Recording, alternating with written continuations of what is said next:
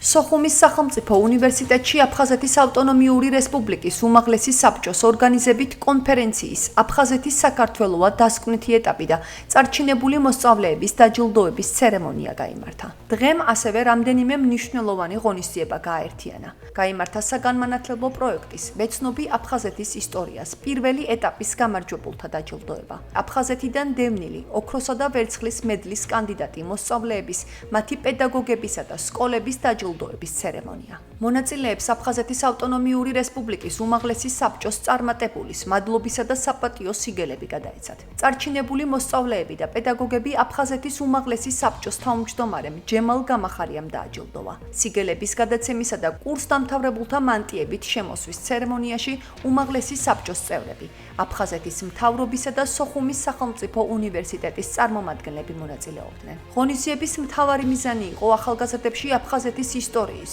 კულტურული მემკვიდრეობისა და ეროვნული ღირებულებების შესახებ ცოდნის გაღრმავება, საქართველოს ტერიტორიული მთლიანობის საკითხისადმი ცნობიერების ამაღლება, წარმატებული მოსწავლეების წახალისება და აფხაზეთის თემატიკით დაინტერესებული ახალგაზრდების მხარდაჭერა.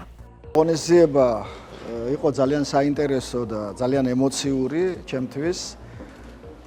ის ორი ნაწილისაგან შედგებოდა. პირველი ნაწილი ეს იყო ოკუპირებული ტერიტორიიდან ბავშვების კონფერენცია. მეორე ნაწილი შეიძლება ითქვას საზეიმო ნაწილი. ჩვენ ხვდებით დევნილ მოსწავლეებს, რომლებმაც ოქროსა და ვერცხლის მედლები დაამთავრეს საშუალო სკოლა და აი დღეიდან იწყებენ დამოუკიდებელ ცხოვრებას. სოხუმის უნივერსიტეტი ყოველთვის არის მზად მიიღოს მონაწილეობა ნებისმიერ აქტივობაში, რომელიც იქნება აფხაზეთცოდნეობის და აფხაზეთის სიყვარულის გაღრმავებისთვის. დღევანდელი დღე არის ჩემთვის ძალიან მნიშვნელოვანი, იმიტომ რომ ეს არის ერთ-ერთი წინაპირობა ჩემი მომავლისთვის, ჩემი წინსვლისთვის და მართლა ძალიან ბედნიერი ვარ.